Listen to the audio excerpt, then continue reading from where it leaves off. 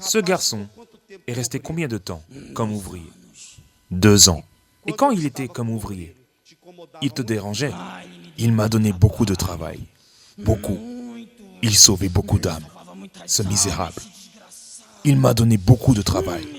Beaucoup. Je le haïssais. Et tu cherchais une opportunité pour le faire tomber? Je cherchais tous les jours. Tu le dérangeais? Tu faisais comment? Je restais loin, en train de jeter mes flèches. Quelles étaient les flèches? Les doutes, les pensées de prostitution, pour qu'il trouve quelqu'un, des ouvrières qui m'appartiennent. Mais il n'a pas laissé de brèche. Attends, tu as des ouvrières qui t'appartiennent? Beaucoup, beaucoup, beaucoup, beaucoup. Quand est-ce qu'une personne t'appartient? Quand elle fait ma volonté. Quand elle laisse le premier amour. Quelles ont été les armes que tu as utilisées contre lui?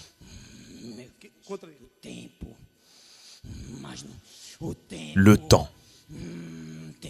Le temps d'œuvre. Et j'ai commencé à mettre dans sa pensée le découragement, que ton Dieu n'était pas avec lui.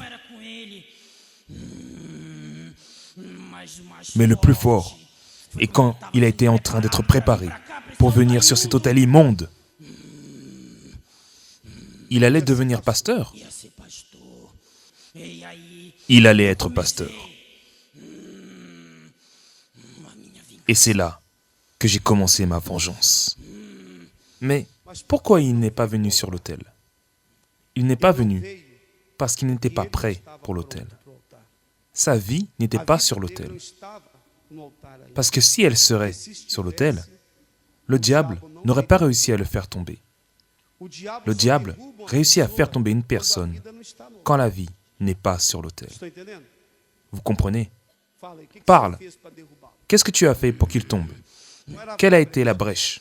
Ce misérable était trop pur. Il se consacrait beaucoup. Presque qu'il n'y avait pas de brèche. Mais j'ai laissé le temps. Et il a commencé à laisser de prier, de lire la Bible. Et principalement, avoir l'amour pour les âmes. Et quand tu as vu qu'il s'éloignait, en laissant de chercher Dieu, tu t'es rapproché de lui? Je me suis approché. Qu'est-ce que tu lui as offert? J'ai offert la prostitution. Lui, à l'intérieur de l'église, il dormait là-bas. Le pasteur avait confiance en lui. Et lui, innocent, bête, en changeant de chaîne, il y avait un film qui m'appartenait.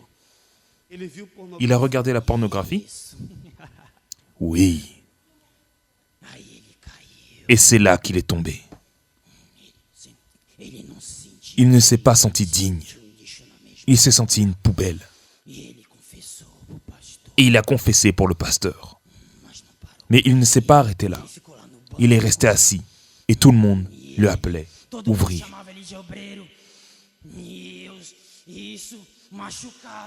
Et cela le blessait. Et j'alimentais ça. Je l'ai enlevé de là-bas. Et en quelques mois, il est retourné dans le monde avec moi. Qu'est-ce qu'il faisait?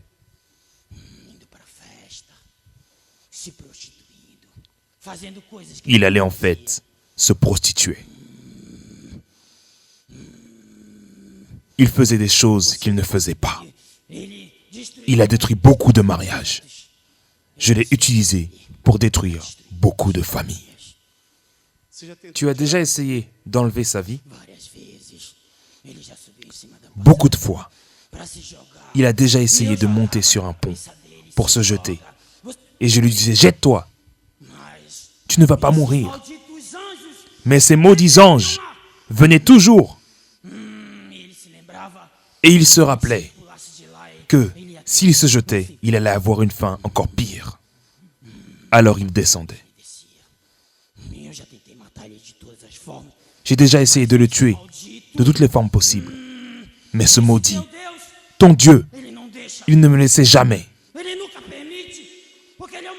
Parce qu'il est une âme précieuse.